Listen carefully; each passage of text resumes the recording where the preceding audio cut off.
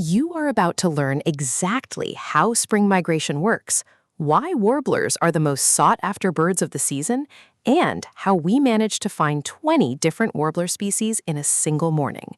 And along the way, you will also discover a medical condition that birders actually fear, a surprising hotspot where warblers explode out of nowhere, and why timing is everything when these tiny feathered jewels move through North America. Let us begin. If you want more hidden nature knowledge that most birders keep to themselves, make sure to hit subscribe right now so you do not miss our seedy tactics for finding rare migrants. During spring migration, some of the most exciting birds to find are warblers. Quick, colorful, and variable in behavior and habitat preference, these birds are truly the feathered jewels of the season. Every year, we try to see how many of them we can find in a single day with what we call a Warbler Watch. We went out to one of our favorite spring birding locations to see how many different warbler species we could find. Our morning started at dawn near a creek that is usually the best spot for migrants. But here is the first lesson about birding. You cannot predict where the birds will be. On this day, that prime location held almost nothing. It was quiet, eerily quiet for peak migration. Most beginners would pack up and assume it was a bad day, but experienced birders know that silence is often a trick.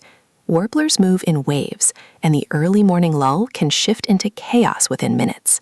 We moved to another part of the nature center and finally got our first warbler of the day. One of the few warblers we got to look at early, but it can always go up from here. Happy to be on the board with one warbler. That first bird broke the tension. Once you see one, your eyes adjust, your ears tune in, and suddenly the forest starts revealing its secrets. Then we had an extremely nice sighting of an amazing woodpecker species, a pileated woodpecker. This bird is massive, nearly the size of a crow, with a striking red crest and a chisel-like bill that can tear through dead wood like cardboard. The pileated was checking out cavities in the trees, likely scouting for a nest location. We got prolonged looks at a male. Males have a red line on the cheek, while females have a black line. This was not a bird we expected to see, but it is always a great experience. Normally, they give you very fleeting looks, but these were phenomenal. If you miss the next thing, you miss the real reason why some mornings transform from slow to spectacular, because what happened next changed everything.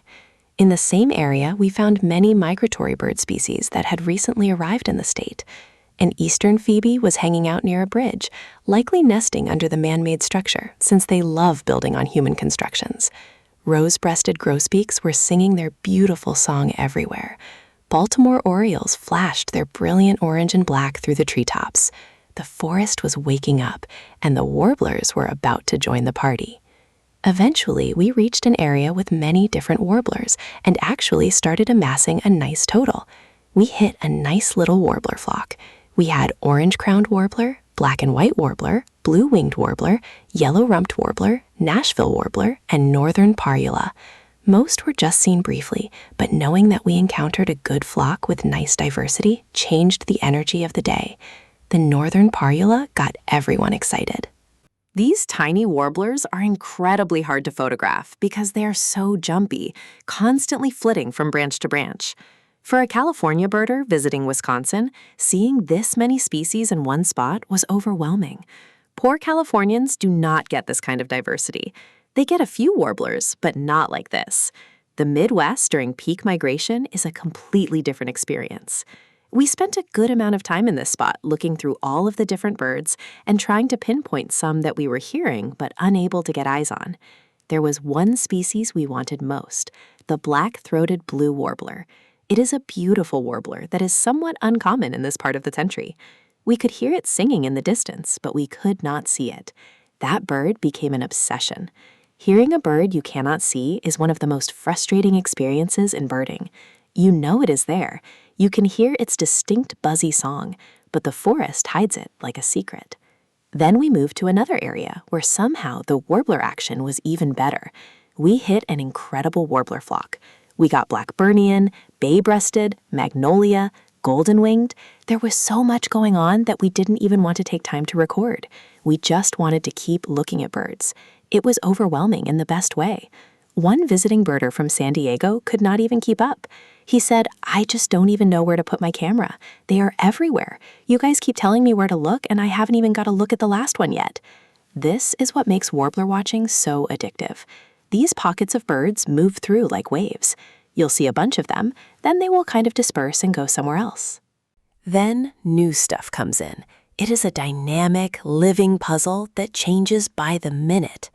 It seemed like it was going to be a really slow day, and it just ended up being fantastic. It felt like it needed to warm up a little bit, get the bugs going, then the warblers came out. This is an important lesson for any birder. If the morning starts slow, wait, give it time. Warblers need insects to feed on, and insects need warmth to become active. Once the sun hits the canopy and the temperature rises, the bugs emerge and the warblers follow. All of this time spent looking up into the trees gave us the chance to discuss an important warbler-related medical condition, Warbler Neck. It may sound funny, you looked at birds too hard and hurt yourself, but this can be a serious medical condition that can leave you sidelined from your favorite hobby for months. Birders spend hours with their heads craned backward, necks bent at unnatural angles, straining to see birds high in the canopy. The repeated strain on the cervical spine can cause real pain and injury. Take care when looking at warblers. Do not get Warbler Neck. How do you prevent it? Some recommend getting a periscoping lens that goes up into the trees. Others suggest taking breaks, stretching your neck, and using binoculars with longer eye relief so you do not have to tilt your head as far back.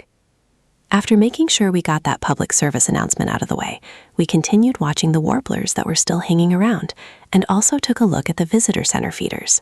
We had really nice looks at rose-breasted grosbeak, wild turkey, and a blue jay. Then we headed back to the warblers.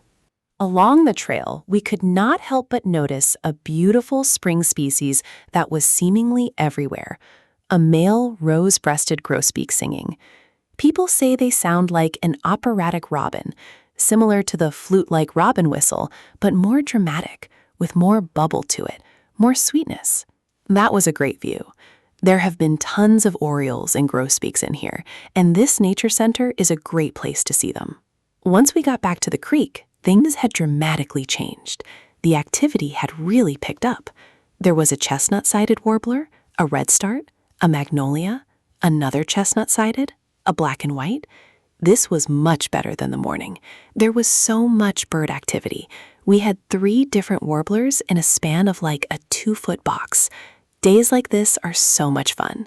But there was still one species we knew was around but had not seen yet, the black-throated blue warbler. And then we followed reports from other birders and finally found it. We had incredible looks at a black-throated blue warbler that was also vocalizing. It was a really gorgeous male. It almost landed on one of our heads. It got within like 3 or 4 feet of us. That was an incredible experience. The visiting birder from San Diego admitted that San Diego could never produce that kind of warbler. The warbler game in Wisconsin during peak migration is just that good. Spring is always one of the best times of the year, in large part due to these brightly colored and energetic birds, and 20 species in just a handful of hours was a solid start to the season.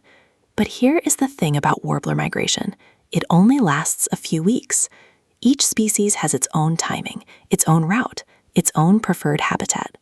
If you blink, you miss the peak. That is why knowing when and where to look matters more than expensive gear. If you want to see more hidden nature knowledge like this, make sure to subscribe to Wings of Nature. We bring you the real field experience of birding, the triumphs, the frustrations, and the moments that make it all worth it. Thanks for watching, and we will see you out there on the trail.